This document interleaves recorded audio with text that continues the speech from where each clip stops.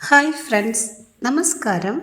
Krishna's story ടൈമിലേക്ക് എല്ലാവർക്കും സ്വാഗതം. കൃഷ്ണായനം കഥ കേൾക്കാം. എല്ലാവർക്കും ശ്രീകൃഷ്ണ ഭഗവാന്റെ അനുഗ്രഹാശിസുകൾ ഉണ്ടാകട്ടെ എന്ന് പ്രാർത്ഥിക്കുന്നു. കൃഷ്ണായനം കേൾക്കുന്ന എല്ലാവർക്കും ഹൃദയത്തിൽ നിന്നും നന്ദി. ഇതുവരെ വായിച്ച ഭാഗങ്ങൾ കേൾക്കാത്തവർക്കായി ഡിസ്ക്രിപ്ഷനിൽ ലിങ്ക് കൊടുത്തിട്ടുണ്ട്. ഇന്നത്തെ ഭാഗത്തിലേക്ക് കടക്കുന്നതിന് മുൻപായി കൃഷ്ണായനം എന്ന ഈ പുസ്തകത്തിൻ്റെ രചയിതാവ് തുളസി കോട്ടുക്കൽ, പബ്ലിഷേഴ്സ് ഹരിശ്രീ ബുക്സ് പുനലൂർ, ഓഡിയോ കൃഷ്ണകുമാരി. ഇന്നത്തെ ഭാഗത്തിലേക്ക്. ഓം ശ്രീകൃഷ്ണ പരമാത്മനേ നമഃ. കേശവനും ഭീഷ്മരും. യുധിഷ്ഠിരൻ്റെ അഭിഷേകം കഴിഞ്ഞു. മാധവൻ്റെ ഭൗതിക ലക്ഷ്യം മിക്കവാറും നിറവേറി. ഭൂമിക്ക് ഭാരമായ രാജാക്കന്മാരെ മുടിച്ചു. രാക്ഷസ സ്വഭാവികളായ അവർ സജ്ജനങ്ങൾക്ക് എന്നും ബാധയായിരുന്നു. മേഘം നീങ്ങിയ ആകാശം പോലെ മഞ്ഞിടം തെളിമ പൂണ്ടു. വസുമതി ഹൃദയം തുറന്ന് ചിരിച്ചു. അവളുടെ ദുഃഖം ഏതാണ്ട് പരിഹരിക്കപ്പെട്ടിരിക്കുകയാണ്. ഗോലോകത്തു നിന്നും എത്തിയ കൃഷ്ണൻ ഭൗതിക പ്രപഞ്ചത്തെ രക്ഷിച്ചു. ദേവന്മാർ ആനന്ദിച്ചു. മറ്റു ലോകങ്ങളിലും ആനന്ദത്തിൻ്റെ കുളിർ രശ്മികൾ വീശി. കുരുക്ഷേത്രം ഒരു ഭാഗത്ത് ദുഃഖം വിതച്ചപ്പോൾ മറുഭാഗത്ത് ആഹ്ലാദം നൽകി. യുധിഷ്ഠിരൻ രാജാവായി. ഒരു രാത്രി നീങ്ങിപ്പോയി. പ്രഭാതത്തിൽ സുഖശയനം ചോദിക്കുമ്പോൾ യുധിഷ്ഠിരൻ മാധവൻ്റെ നികടത്തിലെത്തി. പ്രഭാത സ്നാനം കഴിഞ്ഞ് കേശവൻ ധ്യാനത്തിലായിരുന്നു. യുധിഷ്ഠിരൻ ക്ഷമയോടെ നിന്നു. അല്പനിമിഷങ്ങൾക്കകം മാധവൻ ഉണർന്നു. യുധിഷ്ഠിരനെ കണ്ട് ഉപചരിച്ചിരുത്തി. കേശവൻ പറഞ്ഞു, യുധിഷ്ഠിര, താങ്കൾ ഇപ്പോൾ വന്നത് നന്നായി. ശരതൽപ്പത്തിൽ കിടക്കുന്ന ഭീഷ്മർ കെടാറായ അഗ്നി പോലെയായിരിക്കുന്നു. അദ്ദേഹം എന്നെ ധ്യാനിച്ച് നിമിഷത്തിനുള്ളിൽ എൻ്റെ മനസ്സ് അങ്ങോട്ട് പോയി. നമുക്കുടനെ ഭീഷ്മരെ കാണുവാൻ പോകണം. താങ്കൾ വേഗം അവരജന്മാരുമൊത്ത് വരൂ. കേശവൻ്റെ വാക്കുമാനിച്ച് യുധിഷ്ഠിരൻ അല്പനിമിഷങ്ങൾക്കകം അനുജന്മാരുമൊത്ത് എത്തി. മാധവൻ സാത്വികിയുമൊത്ത് യുധിഷ്ഠിരാദികളൊപ്പം യാത്രയായി. ദൂരെ വെച്ച് തന്നെ ഭീഷ്മർ ശരശയ്യയിൽ കിടക്കുന്നത് മാധവനും സംഘവും കണ്ടു. അവർ തേരു നിർത്തി. കൃഷ്ണൻ മുമ്പേ നടന്നു. പിന്നാലെ വ്യാസൻ നടന്നു. അതിനും പിന്നാലെ മറ്റുള്ളവർ ചലനത്തിൽ പോലും കഠിന നിശബ്ദത പാലിച്ചുകൊണ്ട് നടന്നു. അവർ അടുത്തെത്തി. കണ്ണുകൾ അടച്ച് യോഗനിഷ്ഠ കൊണ്ട് ശരീരം ചുരുക്കി നിശബ്ദനായി കിടക്കുകയാണ് ഭീഷ്മർ. കേശവൻ ഭീഷ്മരോട് ചോദിച്ചു, ഭവാന്റെ ബുദ്ധിക്ക് വികലതയൊന്നുമില്ലല്ലോ? അങ്ങയുടെ ജ്ഞാനത്തിന് മങ്ങൽ സംഭവിച്ചു കാണുകയില്ലല്ലോ? ഭീഷ്മർ മന്ദം മന്ദം കണ്ണുകൾ തുറന്നു. അഭൗമമായ തേജോ വിലാസത്തിൽ തിളങ്ങി നിൽക്കുന്ന മാധവനെ അദ്ദേഹം കണ്ടു. യാഥാർത്ഥ്യം ഉൾക്കൊണ്ട് ഭീഷ്മർ അലൗകികമായ ആനന്ദത്തിൽ മുഴുകി. മാധവൻ പറഞ്ഞു, ഭവാനോട് പ്രാണികളുടെ ഉത്ഭവത്തെക്കുറിച്ച് പറഞ്ഞു തരേണ്ട കാര്യമില്ല. അങ്ങ് ബ്രഹ്മ വിഷ്ണു മഹേശ്വരനെ പോലും ഉപദേശിക്കുവാൻ യോഗ്യനാണ്. ജ്ഞാനിയായ ഭവാന് ഭൂതഭാവി വർത്തമാനങ്ങൾ എപ്പോഴും ദൃശ്യമാണ്. സംഹാരവും ജീവികളുടെ ധർമ്മത്തിൻ്റെ ബലവും അവിടുത്തേക്ക് ഭംഗിയായി അറിയാം. അങ്ങയ്ക്ക് ദേവന്മാരെയും രാക്ഷസവർഗത്തെയും ഒറ്റ തേരിൽ ജയിക്കുവാൻ കഴിയും. ഭീഷ്മ, അങ്ങ് ആരാണെന്ന് എനിക്ക് നന്നായി അറിയാം. തപസ്സിൽ ഭവാന് ചരാചര പ്രപഞ്ചം സൃഷ്ടിക്കുവാനുള്ള കെൽപ്പുണ്ട്. ശ്രേഷ്ഠനായ അങ്ങ് ജ്ഞാതിക്ഷയം മൂലം സന്തപിക്കുന്ന പാണ്ഡവശ്രേഷ്ഠനായ ധർമ്മപുത്രൻ്റെ ശോകം നീക്കിയാലും 4 ആശ്രമങ്ങളുടെയും 4 വർണ്ണങ്ങളുടെയും അന്തസ്സത്ത ഭവാൻ യുധിഷ്ഠിരന് പറഞ്ഞു കൊടുക്കണം. കേശവൻ ഇത്രയും ഭീഷ്മരോട് ഓതിയിട്ട് യുധിഷ്ഠിരനോട് പറഞ്ഞു, യുധിഷ്ഠിര, ചതുർവിദ്യ, ചതുർഹോത്രം, പ്രോക്തങ്ങൾ, യോഗം, സാങ്ക്യം ഇവയുടെ നിത്യധർമ്മങ്ങൾ നീ ഗംഗേയനിൽ നിന്നും മനസ്സിലാക്കണം. ഭീഷ്മരുടെ മുഖത്ത് ആനന്ദത്തിൻ്റെ രേഖകൾ തെളിഞ്ഞു.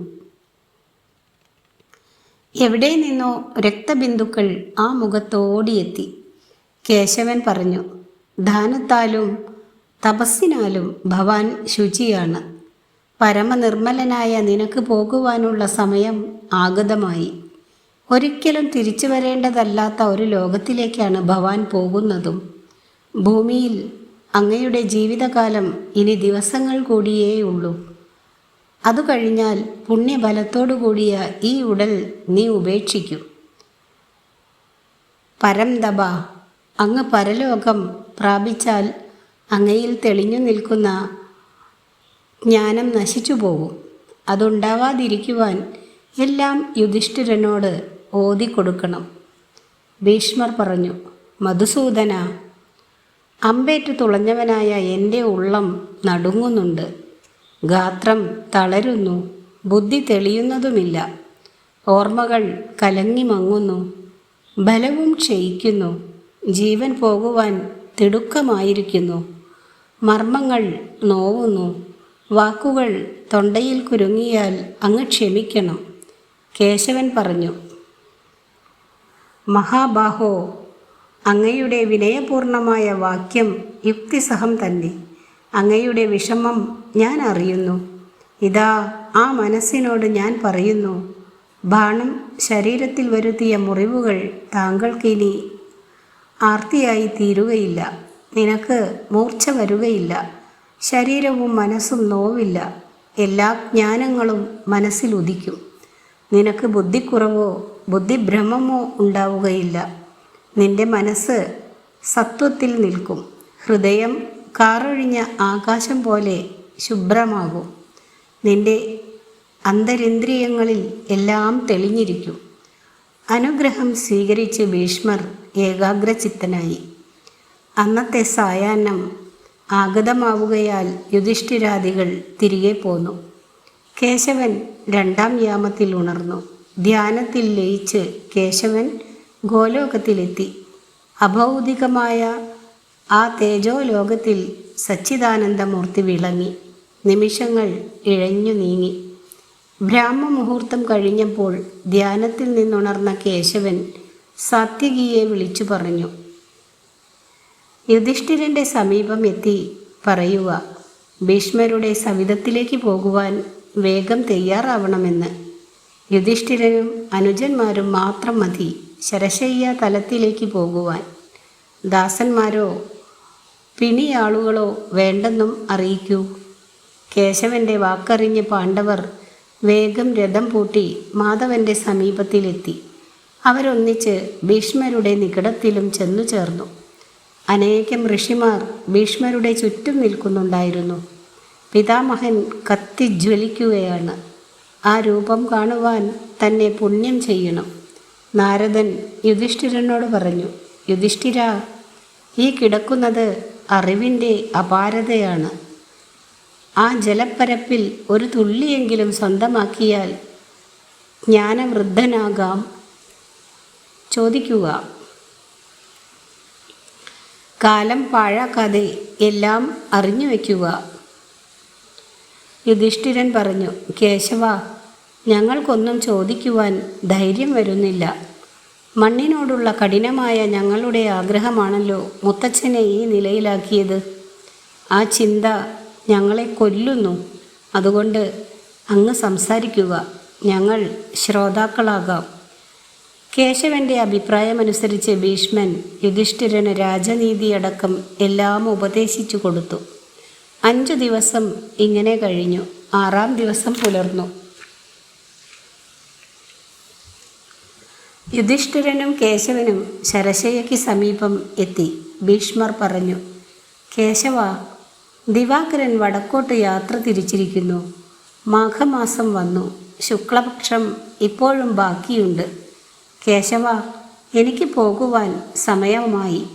മാധവ, ഇപ്പോൾ എനിക്ക് ശോകമില്ല. ഈ യുദ്ധത്തിൽ ഞാൻ വേദനിച്ചിരുന്നു. എന്നാൽ ഈ നിമിഷത്തിൽ എനിക്ക് വേദനയില്ല. നീ എന്തിനാണ് ചമ്മട്ടി ഏന്തിയതെന്ന് എനിക്ക് ബോധ്യമായി. ദുഷ്ടരാജാക്കന്മാരുടെ മതമത്സരം അവസാനിപ്പിച്ചു ലോകത്തെ ആരോഗ്യപൂർണമാക്കുകയാണ് നിന്റെ ലക്ഷ്യം. ആ ഉദ്ദേശം സാധിക്കുവാൻ ഞാനും ഉപാധിയായതിൽ എനിക്ക് സന്തോഷമേ ഉള്ളൂ. നീ എവിടെയുണ്ടോ അവിടെ ധർമ്മവുമുണ്ട്. മാധവ, എൻ്റെ ശുഷ്കവും തുള വീണതുമായ ഈ ശരീരത്തിൽ നിന്നും പുറത്തു വരുവാൻ പ്രാണൻ ചിറക് തല്ലുന്നു. എനിക്ക് അനുവാദം തരൂ.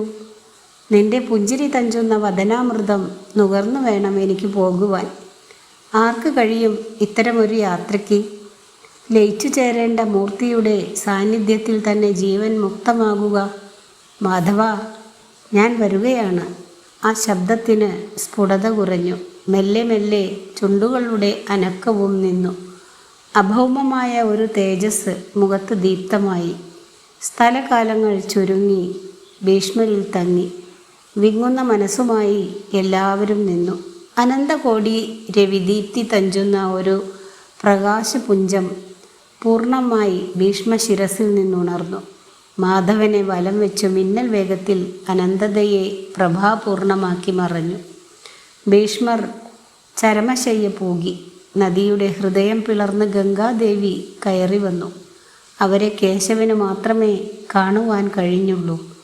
കണ്ണുനീരിൽ ആവിലഗാത്രിയായ ഭാഗീരഥിയെ കേശവൻ ആശ്വസിപ്പിച്ചു. മാധവൻ്റെ സാത്വികത കലർന്ന ഭാഷണം പരിതോഷണമായി ഗംഗ അനുഭവിച്ചു.